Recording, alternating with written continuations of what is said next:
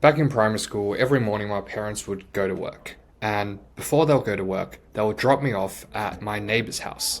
And the reason is because they used to leave for work quite early and they didn't have like enough time to drop me off to school because they had to leave at like 7. School only started at like 9.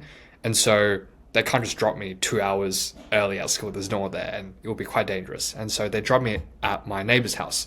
And then at around like 8:30, then my neighbors and their kids, they will take me to like school. So that's usually what happens. But over time, I developed a system for going to my neighbor's house. And then rather than going with my neighbors to school, I would actually sneak back home to play video games. And I like knew the house layout and I knew where all the secret keys were. Like I know there was a secret key at the very back of the house under the mat. And so since I knew that, I would go back home every day, unlock, like basically break into my own house to play video games until school started. And then I'll walk to school, I'll lock all the doors, and then I'll just walk my way there. And I did this every day for years, I think. And it was just because I just got so addicted to playing video games. I honestly can't remember which video game now. I think it was like Dragon Bay or something. It was some like weird like child game. But anyways, so it happened for a year, and I thought it would just become unnoticed. It won't be like that big of a deal. But one day, my neighbor was watching me through like her security camera just to make sure that I was walking to school, and she realized that I didn't go to school, and I went back straight into my house, and then I'll come back later. And I think the first time she saw, she didn't say anything. She was like this elderly lady.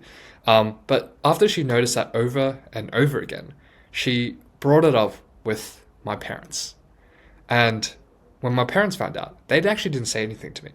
What my mum did, was the next day, she dropped me off at my neighbor's house. And then rather than driving off to work, she kind of waited a bit. She drove around and then she came back. And then she came back, went into the house right as I was like playing video games inside of the house. And she caught me red-handed playing video games when I was meant to be going to school. And I remember that day, I was like so sad. I like started crying. I was just so devastated. And that entire day, I was like just in a very bad mood because I knew that once my mum tells my dad, I'm probably going to get like banned from like playing video games. And that's what happened. I was grounded for like a month, couldn't play video games for like a month. And that was kind of that story. And when I think about it like now, I just think it's a very interesting situation. At the time, I wasn't aware enough of how addicted I was to video games at the time that I would almost do everything, even like break into my own house just to play an extra like 10 minutes of video games. And I think for me, it taught me a valuable lesson, which is that these vices that you have, whether it be video games or whatever addiction that you may have, they can genuinely control your life. And so this is one of the core memories I had as a childhood, probably because I was like so traumatized after.